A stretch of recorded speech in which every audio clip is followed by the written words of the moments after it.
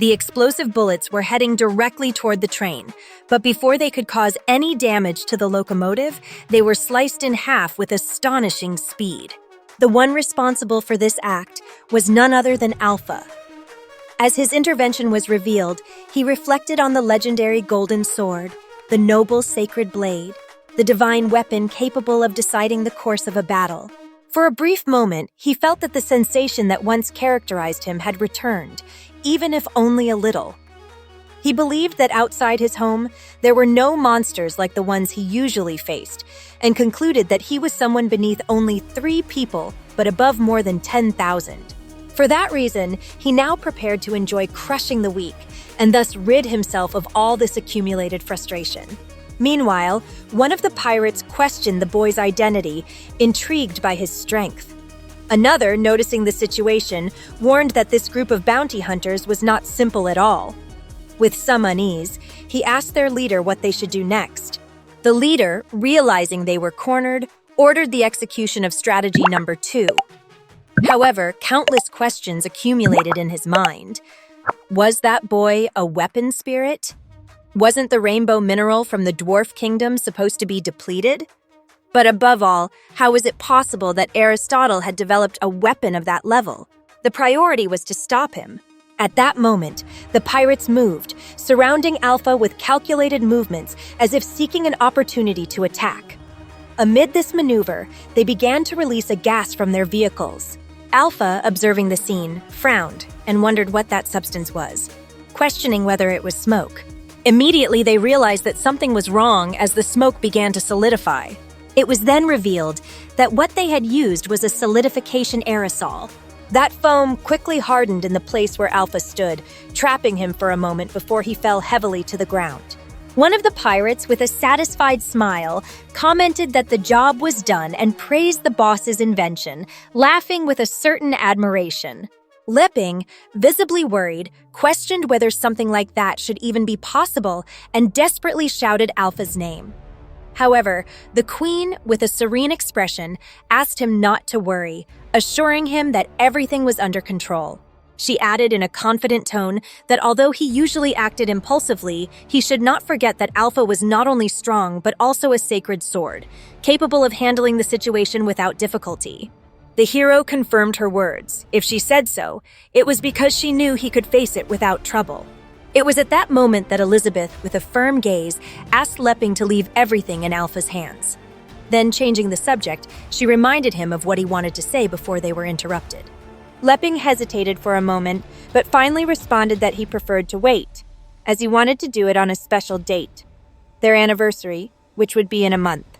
The queen, clearly annoyed, clicked her tongue and expressed her frustration just as Alpha emerged from the solidified foam. With a powerful leap, he soared into the sky, higher than ever.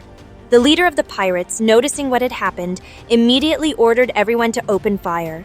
But before they could fire, Alpha, in a flash of light, unsheathed his blade and in a single motion cut through the enemy ships in his sword form. Within seconds, he returned to his human form and, with a defiant look, firmly declared that it was already too late. Assuming a new stance, he raised his gaze and sentenced that now they would see who had dared to scorn him. The leader of the pirates, with a tense expression, watched the scene and murmured uneasily that Alpha's demonic level was not low. Wasting no more time, he quickly reached for a machine gun and attached it to his false arm, beginning to charge the weapon's energy with a malicious smile. Then, without hesitation, he attacked his opponent and fired at the same time, claiming that, in the face of science, demonic levels were not everything. However, Alpha, with his exceptional ability, begins to cut the bullets with speed and precision. While doing so, he mentions that if Leaping had not ordered them to be kept alive, all of this would have ended much faster. But at that moment, he notices something strange. He was not actually cutting the bullets. All those that his arm deflected remained stuck to him, adhered as if they were part of his structure. Soon he realizes that more and more bullets are sticking to him, beginning to completely wrap around him. The situation worsens when, refusing to accept what is happening, he tries to get rid of them but discovers that they are even absorbing his magical power. It is then that he lifts his gaze and sees the pirate leader jumping toward him.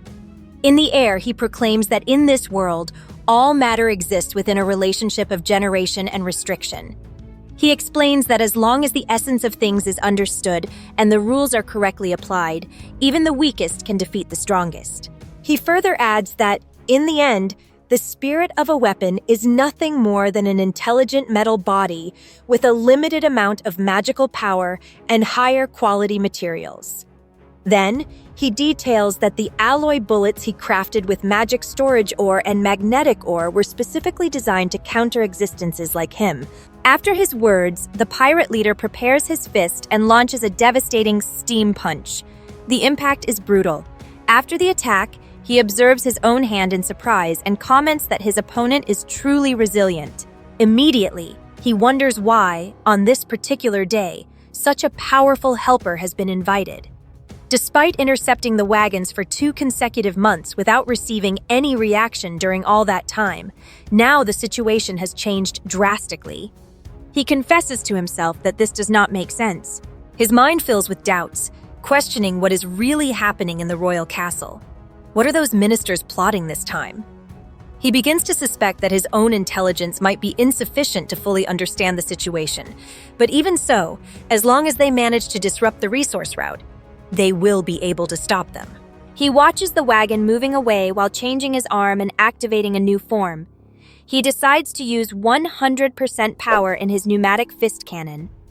Confident in his strength, he launches his fist as if it were a cannonball. However, something unexpected happens. When he looks at his arm, he realizes that it has been completely destroyed. His expression darkens. He questions whether this was spatial magic. At that moment, Elizabeth bursts onto the scene and demands that he stop. With a firm tone, she warns him that now he will have to reveal what his true relationship with the Dark Guild is.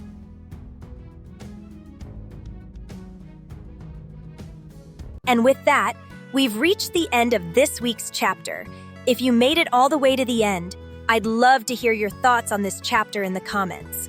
Don't forget to like and subscribe so our community can keep growing and we can reach more fans like you. See you in the next video. In the meantime, if you're from the near future, I'll leave you the next chapter and a comic you're sure to enjoy. Thank you for being part of this adventure.